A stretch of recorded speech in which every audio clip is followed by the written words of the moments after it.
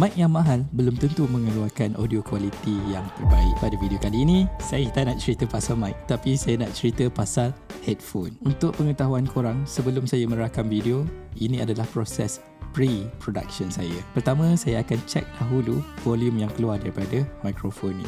Dan semestinya kita nak kena ada satu headphone yang berkualiti untuk monitor volume tersebut. Jadi apabila kita monitor audio sebelum kita merakam video, ini akan membantu kita untuk memperbaiki audio masa recording. Contoh yang paling mudah adalah proximity effect, jarak antara mikrofon dan juga punca suara. Dengan headphone yang berkualiti seperti Rode NTH50 ni, anda sudah tidak perlu risau tentang masalah tersebut, kerana kita boleh test dahulu jarak antara mikrofon dan juga voice kita.